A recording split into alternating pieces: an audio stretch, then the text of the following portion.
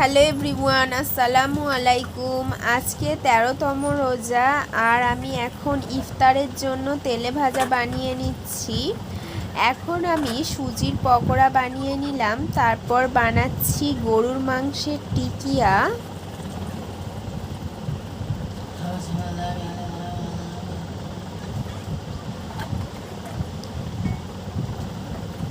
সুজির পকোড়া আর গরুর মাংসের টিকিয়াটা বানিয়ে নেওয়া হয়ে গেছে।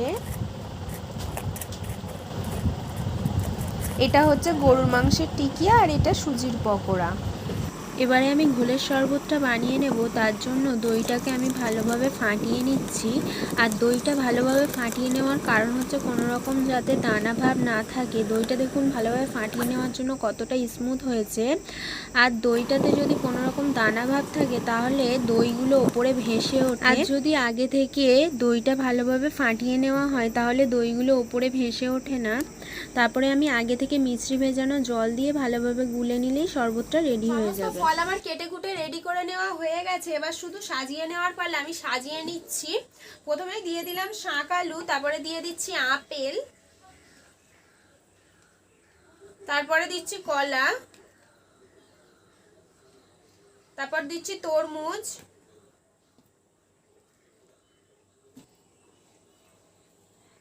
তারপরে দিয়ে দিচ্ছি শসা,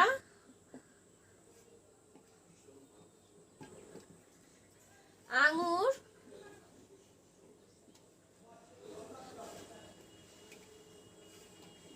তারপর দিচ্ছি ডালিম, তারপর দিয়ে দিচ্ছি ছোলা,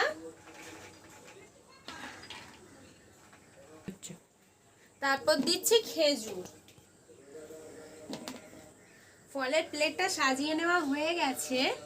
এবার আমি ছোলার ওপর থেকে একটু নুন ছিটিয়ে দেব।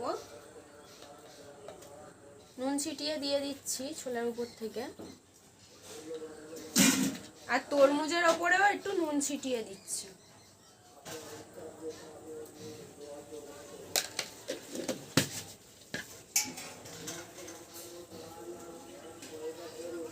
আর একটু দিয়ে দিচ্ছি জিরে মরিচ।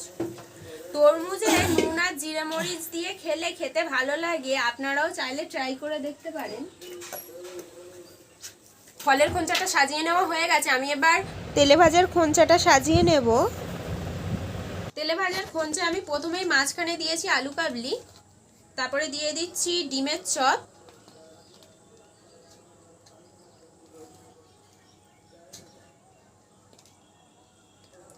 তারপরে দিচ্ছি সুজির পকোড়া,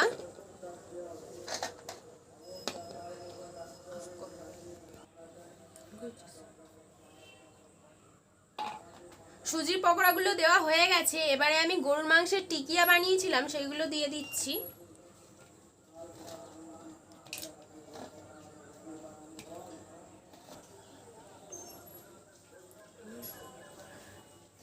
আমি অল্প একটু সস দিয়ে ডেকোরেশন করে নিচ্ছি।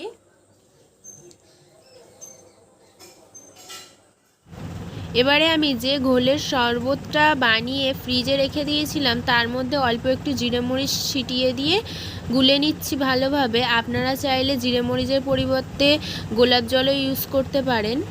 আমি ছোলার ঘুগনি নিয়ে নিয়েছি আর দিয়ে দিচ্ছি বেগুনি চারপাশ থেকে।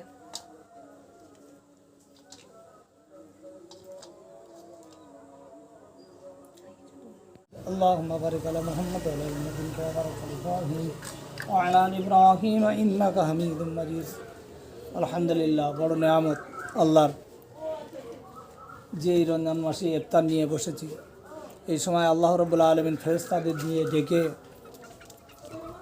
আর বলতে থাকেন, ও আমার ফেরেশতারা দেখো আমার বান্দা এই সময় ইফতারি নিয়ে বসেছেন, অথচ খিদার জ্বালায় ক্ষুধার্ত অবস্থায় কষ্ট পাচ্ছে, কিন্তু কার হুকুম মানছে? সামনে খাবার আছে কিন্তু সে খেতে পারে কিন্তু খাচ্ছে না। কেন? কি কারণে খাচ্ছে না? যে আল্লাহ রাব্বুল আলামিন ভয়তে, আল্লাহর ভয়তে, যে আল্লাহর হুকুম 5 মিনিট 2 মিনিট বাকি আছে, ওই 2 মিনিট অপেক্ষা করছে, জিভ শুকিয়ে যাচ্ছে, তেমন সে অপেক্ষা করছে, সেই 2 মিনিট না হওয়া পর্যন্ত খায় না। সে ইচ্ছা করলে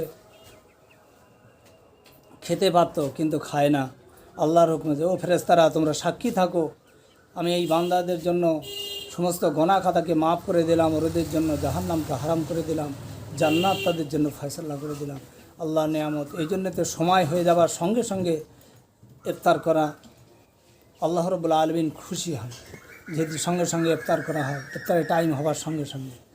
আল্লাহুম্মা সাল্লি আলা মুহাম্মাদ ওয়া আলা আলি মুহাম্মাদিন কামা সাল্লাইতা আলা ইব্রাহিম ওয়া আলা আলি ইব্রাহিম ইন্নাকা হামিদুম মাজিদ। আল্লাহুম্মা বারিক আলা মুহাম্মাদ ওয়া আলা আলি মুহাম্মাদিন কামা বারাকতা আলা ইব্রাহিম ওয়া আলা আলি ইব্রাহিম ইন্নাকা হামিদুম মাজিদ। আল্লাহুম্মা আমিন। রব্বানা আতিনা ফিদ দুনিয়া হাসানাতাও ওয়া ফিল আখিরাতি হাসানাতাও ওয়া কিনা আযাবান নার। রব্বানা যালামনা আনফুসানা ওয়া ইল্লাম তাগফির লানা ওয়া তারহামনা লানাকুনান্না মিনাল খাসিরিন। রব্বানা ইন্নানা আমান্না ফাগফির লানা যুনুবানা ওয়া কিনা আযাবান নার। রব্বি রহমহুমা কামা রব্বায়ানি সগীরা। রব্বানা তাকাব্বাল মিন্না ইন্নাকা আনতাস সামিউল আলিম ওয়া তুব আলাইনা ইন্নাকা আনতাত তাওয়াবুর রহিম। সুবহান রাব্বিকা রাব্বিল ইজ্জাতি আম্মা ইয়াসিফুন ওয়া সালামুন আলাল মুরসালিন আলহামদুলিল্লাহি রাব্বিল আলামিন। লা ইলাহা ইল্লাল্লাহ মুহাম্মাদুর রাসূলুল্লাহ। আল্লাহুম্মা সামতু লাকা ওয়া তাওয়াক্কালতু আলা রিজকিকা ওয়া আফতারতু বিরহমাতিকা ইয়া আরহামার রাহিমিন। বিসমিল্লাহির রহমানির রহিম।